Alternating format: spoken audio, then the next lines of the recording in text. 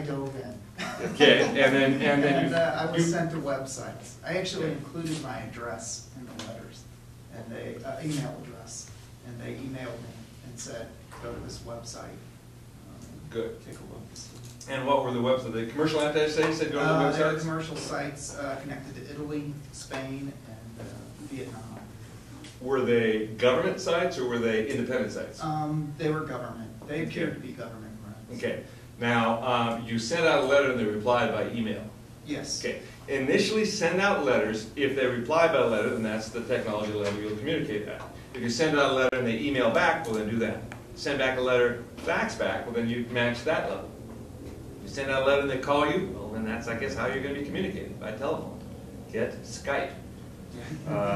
Or whatever, so that you're saving on the money. As he said, guided, dove in.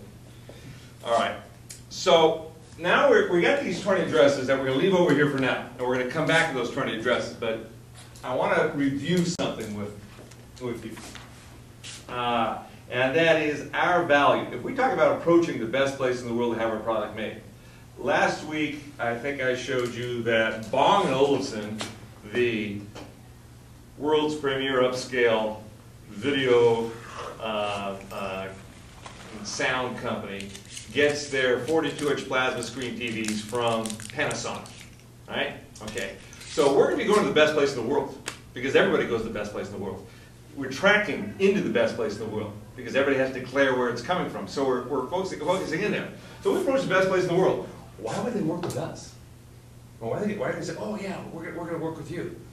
Is it the $5,000 minimum, of which, if they're doing real well, the net will be $500 on that? They're going to do all this work of developing samples with you to take out in the field because they're going to make $500 off the deal? No. No. It's going to be key that you understand this, why they're going to work with you, or why they will, so you can position yourself as being reasonable to work with. Okay? That's where we're going right now. So why do they work with you? What do they want? You're here in the United States. You're, what's your product? Have you decided yet? No. Well, Give me a product. well I say furniture. Furniture. So you're one of the best furniture maker in the world. You got some particular designs. Now furniture, there's a whole range of furniture.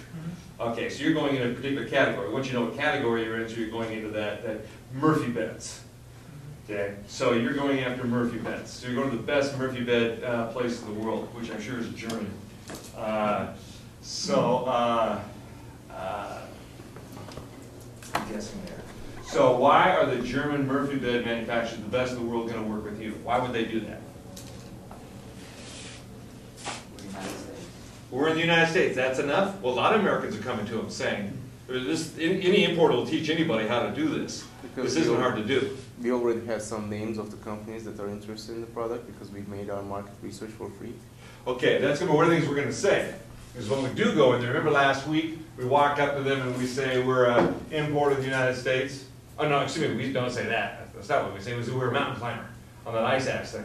And we give them our background, which is unimpressive. Then we say, these retailers say it's a good idea. We're going to take your samples there, see if we can get enough orders to cover suppliers minimum workable amount of time profitably. And then if not, why not? Okay, that's good right there.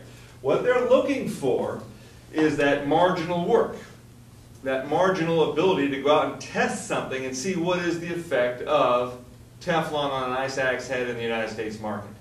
You can be trusted with that, because that's all you're doing. Okay? It's no big deal what you're doing.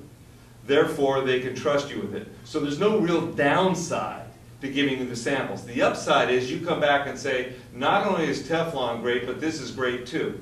At no cost to them. Remember? If this works out, you get paid from this side of the graph. You get paid by these people if it works out. And if you want to make more money, then you do it again.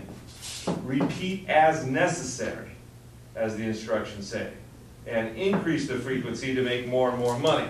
But you get paid on this side if their samples work out. And if they don't, you keep coming back and telling them what will work out.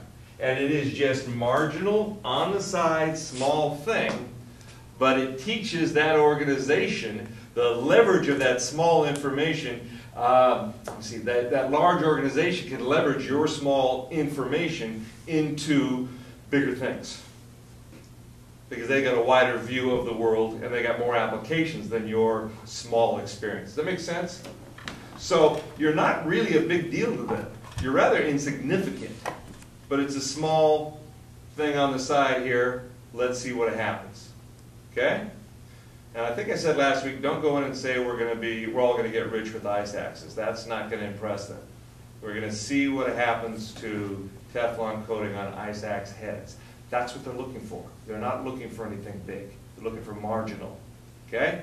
You're not going to be a big disruption to them, but you may bring back a big value over time, and certainly feedback on a particular problem. I'll go as far as to say your idea, the ice axes Teflon coated, they may have already thought of that.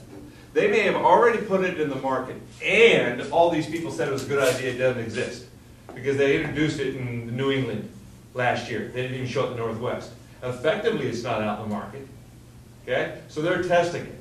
And in science, what do they say? They got to have validity and reliability. So they're getting you to test it for free. They just put $2 million into testing it in New England, and then you're going to do it for free in the Pacific Northwest. It may be worth their while to have another test for free.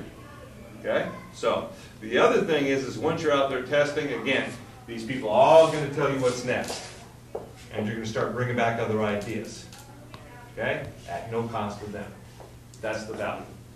Clear on that? And that research, not only that bring back the information and looking at you and saying, you know, one-shot deal doesn't do it. It's going to be repeat business. They want you to keep coming back.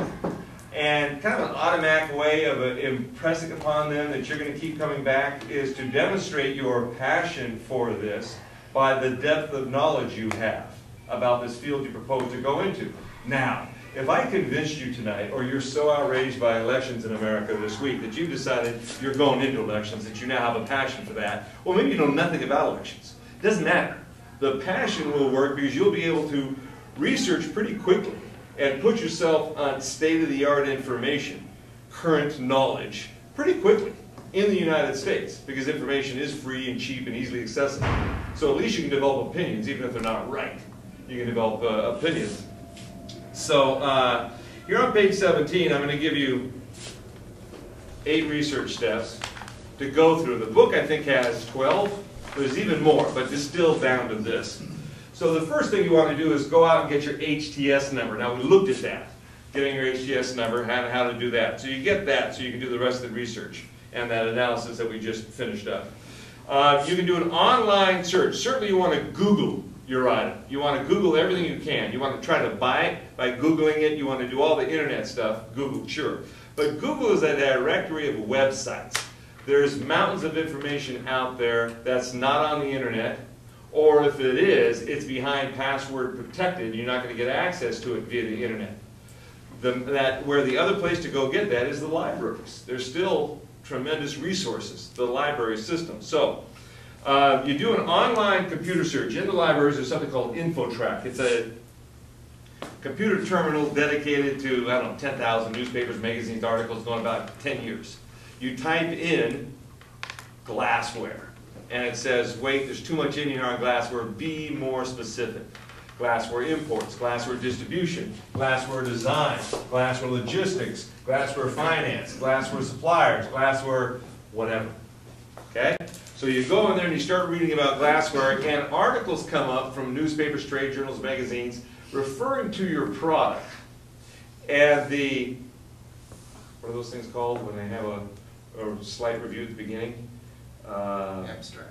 Abstract. Has the abstract that tells you what the article is going to talk about. You say, oh, yes, I want to know about that. And then you just hit the print button and it'll print out the abstract. You